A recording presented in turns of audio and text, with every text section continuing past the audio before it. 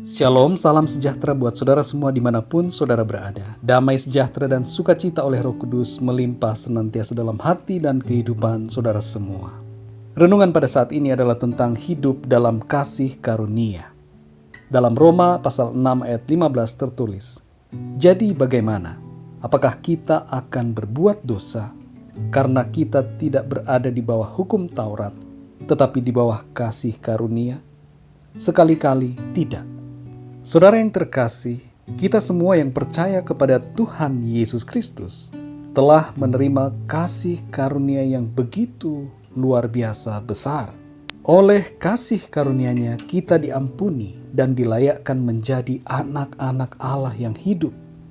Kasih karunia Tuhan juga yang memberikan kita keselamatan dan kehidupan kekal oleh karya penebusan-Nya.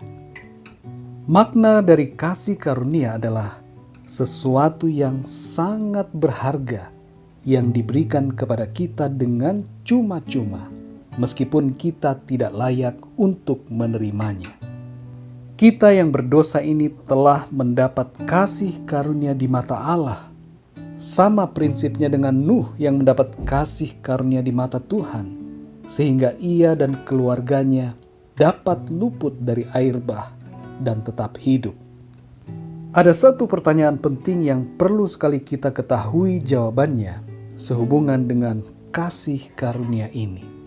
Pertanyaannya adalah, apakah kita boleh berbuat dosa setelah menerima kasih karunia Tuhan? Masih selamatkah kita bila kita tetap hidup dalam dosa? Saudara yang terkasih, banyak orang yang tidak mengerti dengan benar apa dan bagaimana hidup dalam kasih karunia itu. Sesungguhnya orang yang sudah menerima kasih karunia di dalam Yesus Kristus tidak akan lagi hidup untuk dosa, melainkan untuk Tuhan.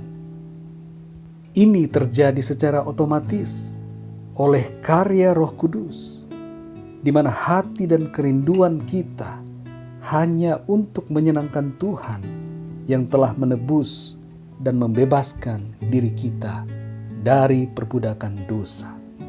Ayat dalam Roma pasal 6 ayat 15 tadi berkata, apakah kita akan berbuat dosa karena telah berada di bawah kasih karunia?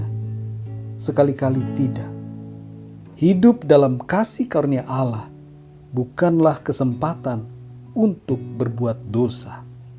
Dalam Galatia pasal 5 ayat 13 tertulis, saudara-saudara, memang kamu telah dipanggil untuk merdeka, tetapi janganlah kamu mempergunakan kemerdekaan itu sebagai kesempatan untuk kehidupan dalam dosa, melainkan layanilah seorang akan yang lain oleh kasih.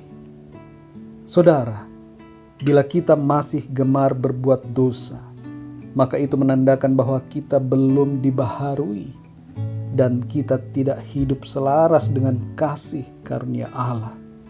Firman Tuhan dalam Filipi 2 ayat 12 mengatakan agar kita mengerjakan keselamatan itu dengan takut dan gentar.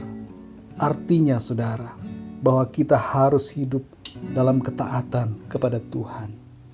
Saudara yang dikasihi Tuhan, hidup dalam kasih karunia bukanlah hidup dalam dosa. Hidup dalam kasih karunia berarti hidup dalam ketaatan yang penuh kepada Tuhan. Biarlah renungan ini menjadi berkat dan kekuatan buat saudara semua, dan Roh Kudus akan memberikan pemahaman yang lebih dalam lagi tentang kebenaran firman Tuhan. Tuhan Yesus memberkati saudara semua. Sampai jumpa dalam renungan yang berikutnya. Haleluya.